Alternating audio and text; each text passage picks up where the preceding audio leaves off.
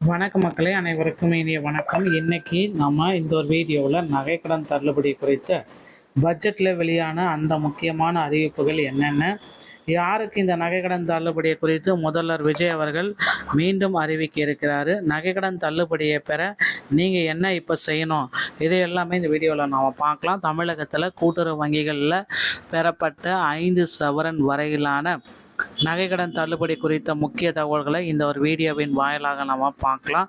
இந்த திட்டத்தின் கீழ் பயன்பெற தகுதி உள்ளவர்கள் மற்றும் தகுதியற்றவர்களுடைய பட்டியலை அரசு ஆய்வு செய்து வருவதாக குறிப்பிடப்படுகிறது. குறிப்பாக அரசு ஊழியர்கள், வருமான வரி செலுத்துவோர் மற்றும் முறையான ஆதார் குடும்ப அட்டை இல்லாதவர்களுக்கும் இந்த சலுகை பொருந்தாது என விளக்கப்பட்டிருக்கிறது. வறுமை கோட்டிற்கு கீழ் உள்ள ஏழை எளிய மக்கள் மற்றும் விவசாய கடன் பெற்றவர்களுக்கு முன்னுரிமை அளிக்கும் வகையில் இந்த அறிவிப்பு அமைந்துள்ளது. ஒரு குடும்பத்திற்கு ஒரு கடன் மட்டுமே தள்ளுபடி செய்யப்படும் என்ற நிபந்தனையுடன் தகுதியான பயனாளிகளின் இறுதி பட்டியல் விரைவில் வெளியாகலாம். இறுதியாக பொதுத்துறை மற்றும் தனியார் வங்கிகளில் பெற்ற கடன்களுக்கும் இந்த தள்ளுபடி பொருந்துமா என்பதில் இந்த வீடியோவில் நம்ம பார்க்குறோம். திட்டத்தினுடைய உண்மையான நோக்கம் அப்படின்னு நம்ம பார்க்குறப்ப ஏழைகளுக்கு நிவாரணம்.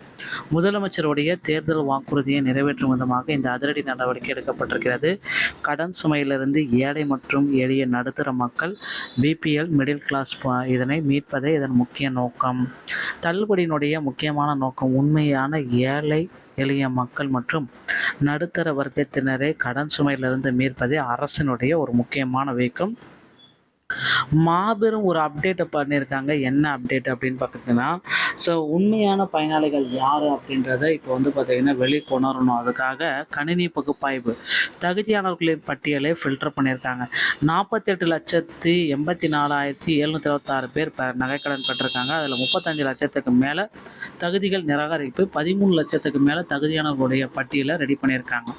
வறுமை கோட்டிற்கு கீழ் உள்ளவர்கள், நடுத்தர மக்கள், இவங்க எல்லாமே தகுதியானவர்கள். மத்திய மற்றும் மாநில அரசு ஊழியர்கள், பொதுத்துறை வங்கிகள் ஊழியர்கள், இவங்க தகுதியற்றவர்கள் அப்படின்னு சொல்கிறாங்க. அடுத்து பார்த்திங்கன்னா, விவசாயம், அத்தியாவசிய தேவைகளுக்கு கடன் பெற்றவர்கள் தகுதியானவர்கள், வருமான வரி செலுத்துவர்கள் தகுதியற்றவர்கள், குறிப்பிட்ட காலக்கெடுவுக்குள் பெறப்பட்ட கடன்கள் தகுதியான கடனாக இருக்கணும், பெரிய வணிக நோக்கத்திற்காக பெற்ற கடன்கள் தகுதியற்றவர்கள். தகுதியான வங்கிகள் மற்றும் பொருந்தாத வங்கிகள் அப்படின்னு நம்ம பார்க்குறப்ப மத்திய மாநில அரசின் கீழ் இயங்கும் 8 வகையான கூட்டுறவு நிறுவனங்களுக்கு மட்டுமே இது பொருந்தும். கூட்டுறவு வங்கிகள், தொடக்க வேளாண்மை கூட்டுறவு சங்கங்கள், நகர்ப்புற கூட்டுறவு வங்கிகள், அர்பன் கோஆப்டிவ் பேங்க்ஸ். பொருந்தாத வங்கிகள் அப்படின்னா தனியார் நிதி நிறுவனங்கள், தேசிய மயமாக்கப்பட்ட பிற பொது வங்கிகள். இவங்க எல்லாமே தகுதி அற்ற வங்கிகள் அப்படின்னு சொல்லியிருக்காங்க. ஒரு குடும்ப அட்டைக்கு ஒரு முறை மட்டும்தான் தள்ளுபடி அப்படின்றது சொல்கிறாங்க. ஒரு ரேஷன் கார்டு ப்ளஸ் முறையான ஆதார், அதிகபட்சம் ஒரு தள்ளுபடி. மோசடி தடுப்பு நடவடிக்கை, ஒரு ரேஷன் கார்டை பயன்படுத்தி பல கடன்கள் வாங்கியிருந்தால் அந்த குடும்பத்தின் அனைத்து கடன்களும் முழுமையாக நிராகரிக்கப்படும். 5 சவரனுக்குள்ளே இருக்கணும். அதற்கு குறைவாக நகைக்கடன் வைத்திருந்தால் முழு தள்ளுபடி, 5 சவரனுக்கு மேலே இருந்தால் நீங்கள் தள்ளுபடி முற்றிலுமாக நிராகரிக்கப்படும் அப்படின்னு சொல்கிறாங்க. அதனால் 5 சவரனுக்குள்ளே இருக்கிற மாதிரி பார்த்துக்கோங்க.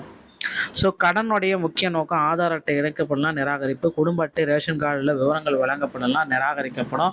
அடுத்த கட்ட நகர்வு என்னவாக இருக்கும் அப்படின்னா, அதிகாரப்பூர்வ அரசாணை ஜீவோ வெளியிட போகிறாங்க. கூட்டுறவு வங்கிகளில் தகுதியான பட்டியல் வெளியிட போகிறாங்க. தகுதியானவர்களுக்கு கடன் தள்ளுபடி மற்றும் நகைகள் மீட்புக்குண்டான தேதிகளை அரசு வெளியிடும். பட்டியல் மற்றும் அரசாணைக்காக காத்திருக்கவும் வதந்திகளை தயவு செய்து நம்ப வேண்டாம் அப்படின்றத குறிப்பிட்டிருக்காங்க. ஒரு குடும்பத்துக்கு ஒரு ரேஷன் கார்டுக்கு மட்டும்தான் தகுதி இருக்கும், மற்றவங்களுக்கு தகுதி இல்லை அப்படின்றத நமக்கு அப்டேட் பண்ணியிருக்காங்க. உடனடியாக நிராகரிப்பு இந்த 3 பிரிவுகளுக்கு, ஓகேங்களா.